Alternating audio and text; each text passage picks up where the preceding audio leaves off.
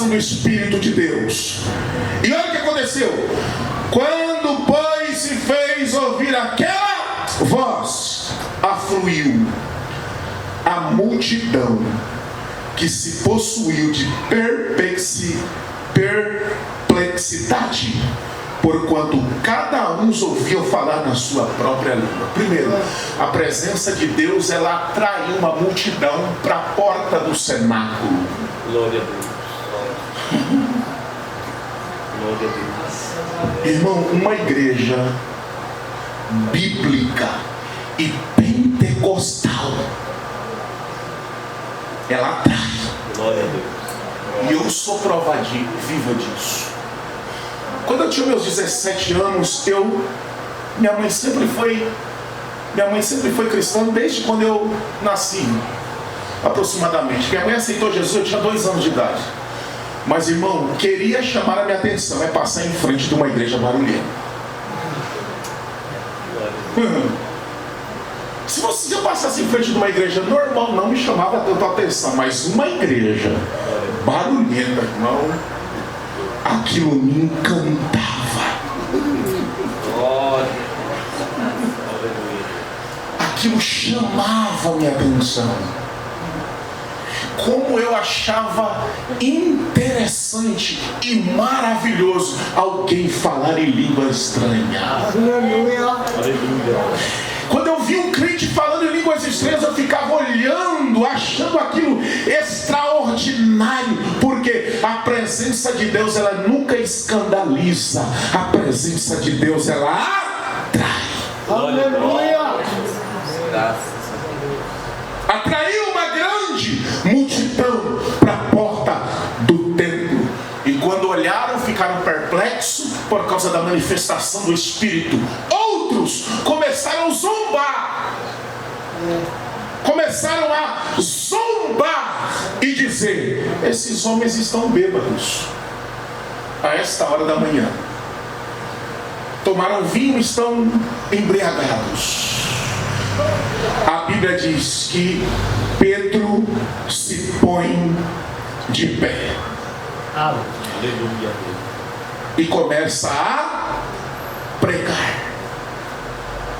Porque, irmãos, todas as vezes que alguém zomba do Evangelho perto de você, aí há uma oportunidade para você pregar.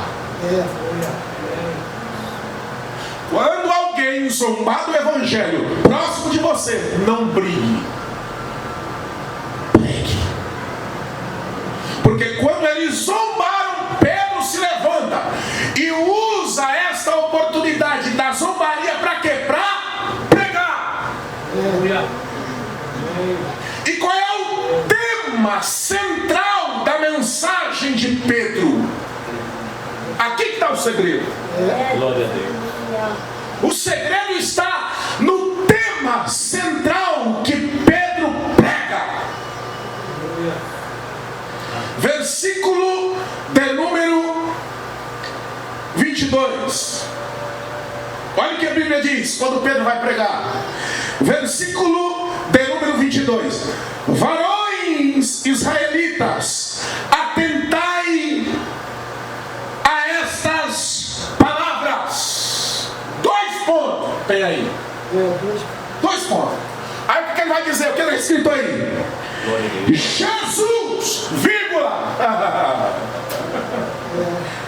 É o tema central da mensagem de Pedro. Qual é o tema central da mensagem de Pedro? E qual é o tema central da igreja de Jesus na terra? O tema central da igreja de Jesus na terra é Jesus. Glória a Deus. Glória a Deus. Jesus é o tema central da nossa mensagem. Jesus é o tema central da mensagem da igreja. Jesus é o tema central da mensagem do pregador. Jesus, Jesus, Jesus, Jesus. A Ele seja dada honra e glória para todos. Aleluia, glória a Deus. Paulo, quando chega à igreja de Corinto, ele diz assim, ó: eu me propus a saber entre vós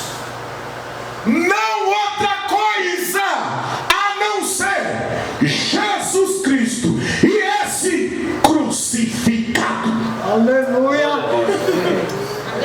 Pedro está dizendo sobre Jesus, e Pedro vai falar: Jesus, o Nazareno, varão aprovado por Deus diante de vós, com milagres, prodígios e sinais, os quais o próprio Deus realizou por intermédio dele entre vós, como vós mesmo sabeis, sendo este entregue pelo determinado desígnio e presciência de Deus, vós mataste, crucificando por mão de iníquo, o qual, porém, Deus ressuscitou, rompendo os grilhões da morte, porquanto não era possível que fosse retido por ela. Olha a mensagem que Pedro prega, pastor Léo.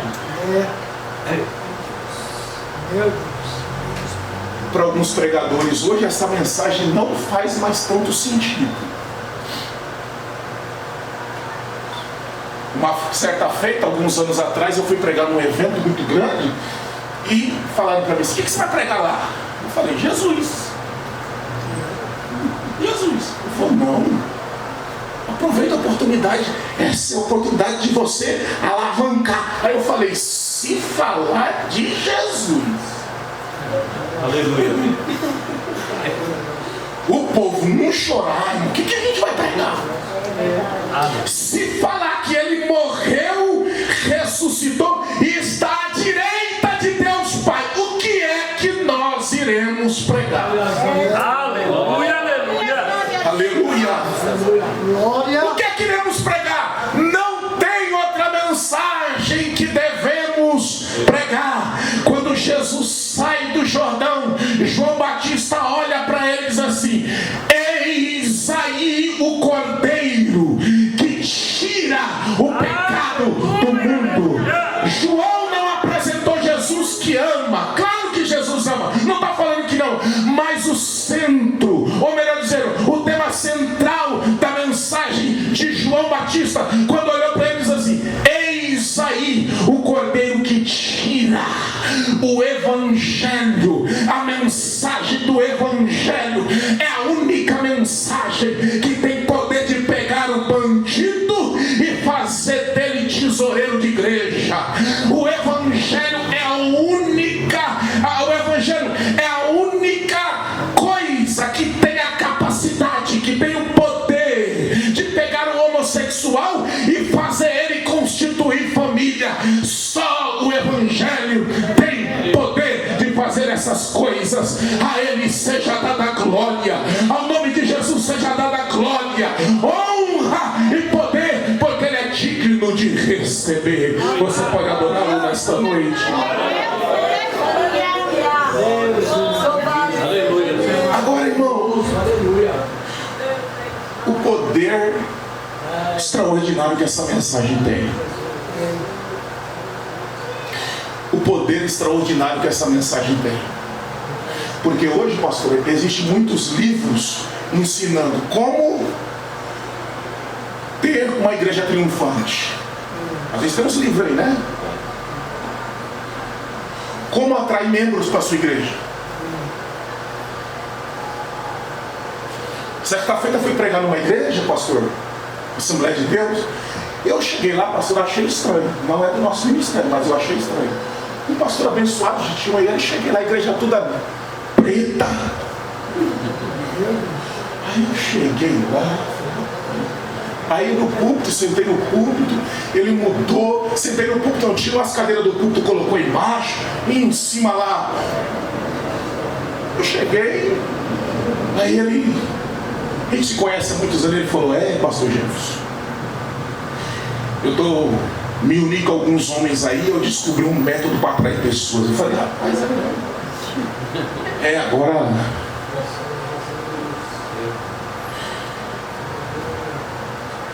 Olha o que aconteceu. Pedro prega. Quando Pedro prega, olha o que acontece. Pedro está pregando o Evangelho, está pregando Jesus Cristo crucificado. Não precisa de método. Não precisamos inventar. Não precisamos criar meios. Não. O papel da igreja, o nosso papel é apenas pregar. Mas eu saio para evangelizar e nada. Pregue. Mas o povo não prega. A missão de convencer não é nossa. Aleluia. A Bíblia diz: e quando o Espírito da verdade vier, Ele, é o que a Bíblia diz, Ele, quando o Espírito da verdade vier, Ele convencerá o mundo do pecado, da justiça e do juízo. O papel da gente é pregar, e o de convencer é do Espírito Santo. Prega. Prega para o teu filho, prega para o teu irmão, prega para o teu amigo, prega na rua, prega na feira, prega no meio, prega! Porque quem convence é o Espírito Santo, através do poder do Evangelho, que a igreja prega. O papel da gente é pregar. Glória, glória. Aleluia, glória. Prega. Olha só, versículo de número 36. Vamos ler o 32. Porquanto não era possível que fosse retido por ela. 24, 32. A este Jesus Deus ressuscitou, do que todos nós somos testemunha. Olha a mensagem de Pedro, dos discípulos, da igreja. Exaltado, pois, a destra de Deus, tendo recebido do Pai a promessa do Espírito Santo, derramou isto que vedes e ouvis.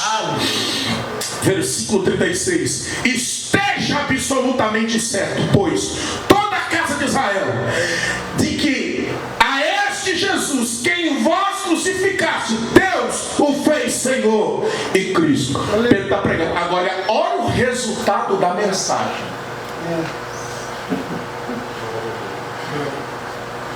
Olha o resultado da mensagem. E ouvindo eles estas coisas, compunginaram-lhes o coração. O que é essa palavra? É como algo que corta. É como algo que confronta. Pedro prega e a mensagem confronta eles. E sabe o que é interessante aqui? Olha o que a Bíblia diz. E perguntaram a Pedro e aos demais: o que faremos, irmãos? Percebe aqui que Pedro não faz um apelo. Eu gosto muito de falar isso. Eu não estou aqui criticando quem faz apelo. Eu estou dizendo que o poder da mensagem que Pedro prega, o poder não está em Pedro. O poder está na mensagem que Pedro prega. Não tem nada a ver com o homem. O poder de atrair não está em mim. Eu não tenho esse poder. Lembra do jumentinho? Eu gosto muito de falar de jumento. Lembra do jumento? Tem gente, eu não sou do norte nem do nordeste, mas eu já ouvi alguns amigos meus dizer que jumento, pastor, vale 20 conto. Não sei se é verdade. Não sei se é verdade, mas disseram para mim. Então qualquer um pode ser pode ter um jumento. Mas um animal mesmo que não tem tanto valor. Mas Jesus disse: pega o jumentinho que eu vou andar sobre ele. O jumentinho, um animal sem valor, ele está na história. Mas por que ele está na história? Porque ele carregou alguém. Ele só entrou aqui porque a Bíblia diz que Jesus entrou em Jerusalém montado nele. Porque a glória é de Jesus e não do jumento. Então, irmão, às vezes nós aparecemos com finalidade: que Jesus apareça, que Jesus seja glorificado. Pedro não fez o apelo, mas a mensagem foi tão poderosa que não houve a necessidade. Eles ouviram a palavra, chegaram aos discípulos e perguntaram: o que nós faremos? O que devemos fazer? O que Pedro respondeu? Respondeu-lhes Pedro, versículo 38. Jesus quer uma obra na sua vida? Foi isso que Pedro respondeu? Jesus te ama. Pedro disse: arrependei-vos. Aleluia. E cada um de vós seja batizado em nome de Jesus Cristo para a remissão dos vossos pecados, e recebereis o dom do Espírito Santo. Pois para vós outros é a promessa, para vossos filhos e para todos os que estão longe, isto é, para quantos o Senhor nosso Deus chamar. Versículo de número 44. Então os que lhe aceitaram a palavra foram batizados, havendo um acréscimo naquele dia de quase 3.000 almas. Aleluia. Aleluia. Oh, ele o poder do Evangelho, o poder da mensagem do Evangelho. Porque hoje a mensagem, eu fico vendo essas mensagens triunfalista, querendo colocar o homem no centro, querendo fazer cócega no ego das pessoas. E às vezes as pessoas vêm para o Evangelho com uma única finalidade: receber alguma coisa. Eu gosto de falar disso, pastor Léo. Eu trabalhava numa empresa, e uma vez um dos meus coordenadores chegou em mim e falou assim: Jeff, preciso ir para a igreja. Ele falou para mim, cabra aprontando, traindo a família, desviado. Aí chegou em mim, do meu lado, achando que eu ia falar. Aí eu esperei ele falar, irmão. Falei assim: hoje vai. Aí ele falou assim: estou precisando ir para a igreja para me sentir bem. Eu falei: não vai, não. Falei: vá para, se você quiser sentir bem, vai para o spa, vai para a praia, vai para... Lá não é lugar de você sentir bem. Se você entrar lá do jeito que você está aí, você vai sair de lá pior, porque Deus vai te confrontar. Eu não venho aqui para me sentir bem, eu venho aqui para ser confrontado, para ser alguém melhor, para a glória de Deus, para ser um cristão melhor, para ser um pai melhor, para ser um esposo melhor, para a glória de Deus.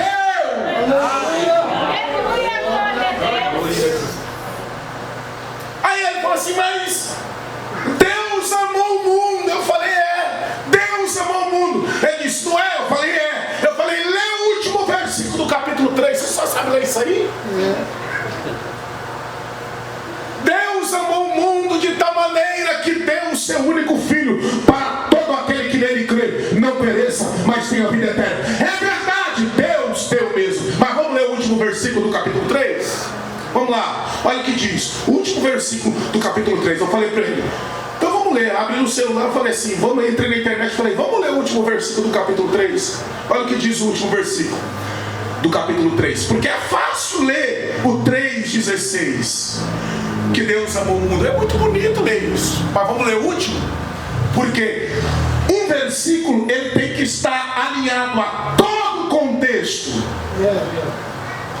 36. Por isso, quem crê no Filho tem a vida eterna. João 3,36. O último versículo: pois quem crê no Filho tem a vida eterna.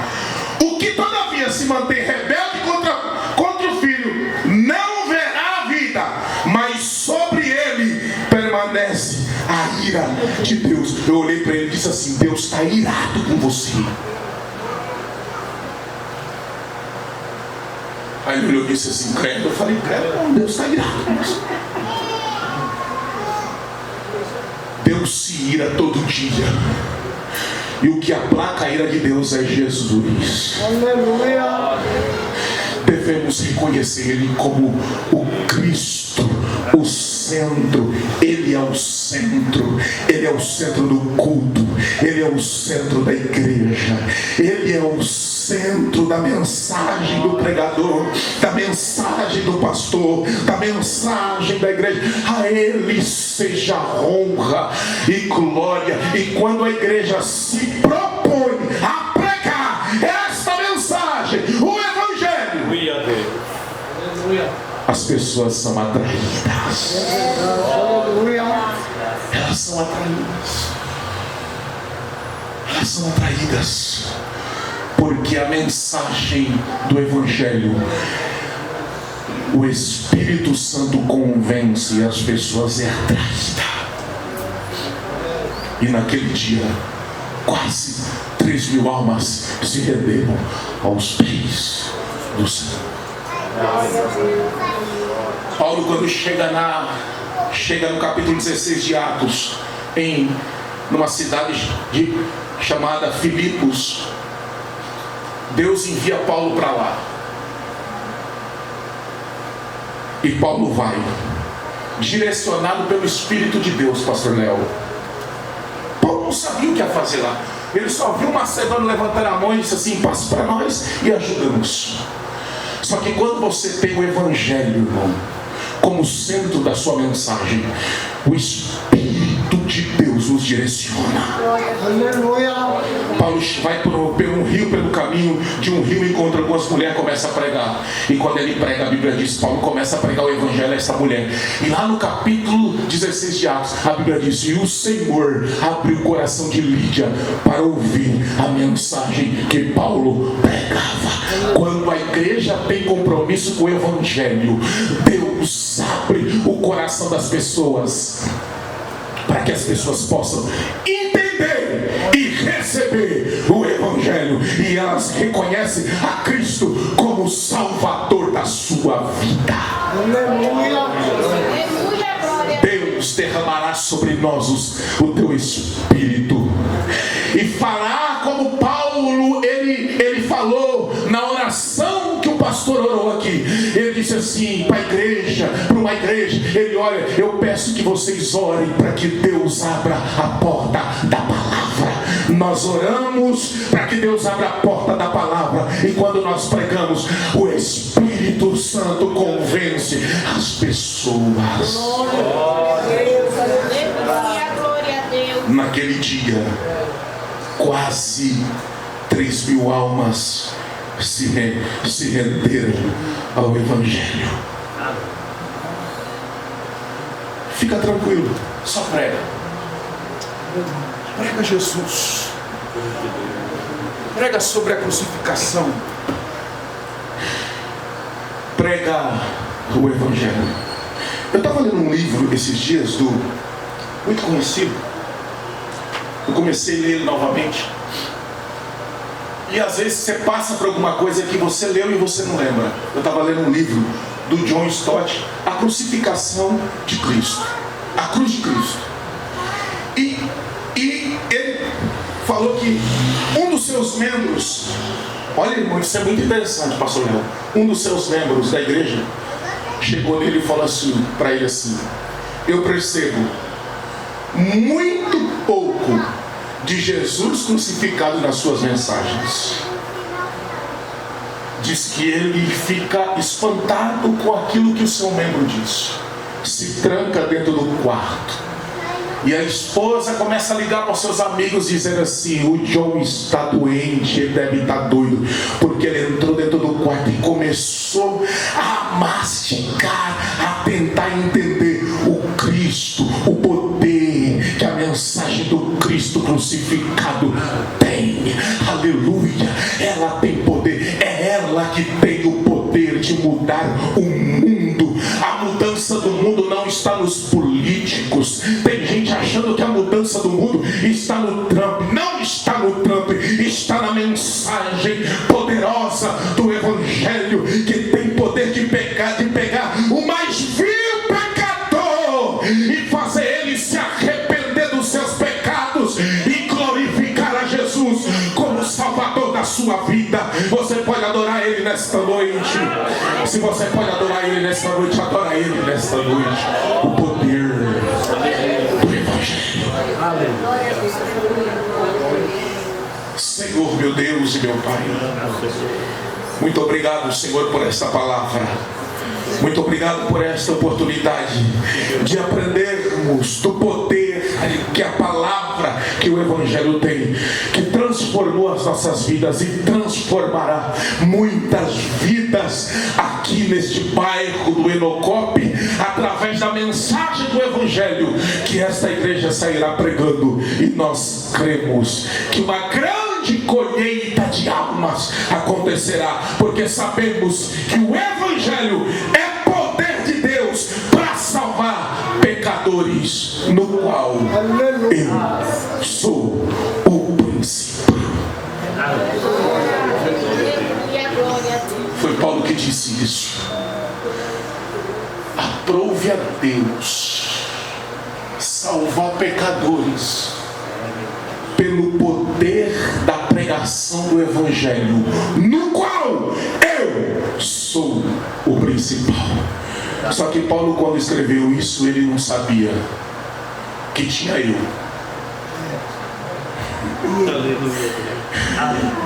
É nós. É essa consciência que temos que ter, que somos o principal. Só estamos aqui por causa da tua graça.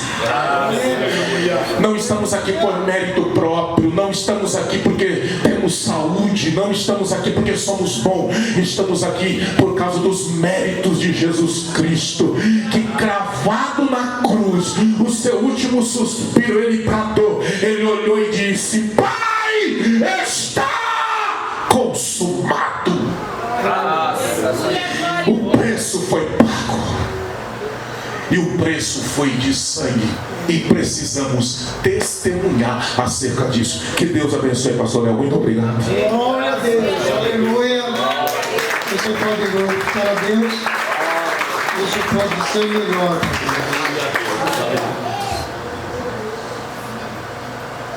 Mas o Jefferson pregando,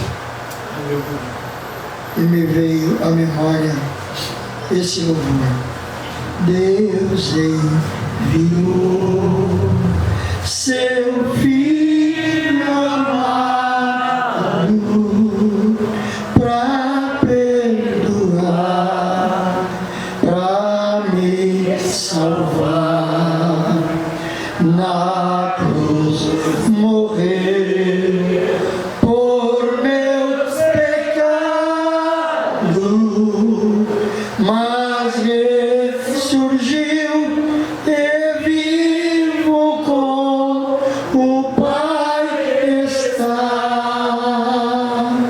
porque Ele vive, posso crer no amanhã, porque Ele vive, temor não há, mas eu bem sei, que a minha vida está nas mãos do meu Jesus, que vivo está. Louvado e agradecido seja o nome de Jesus. Irmão José.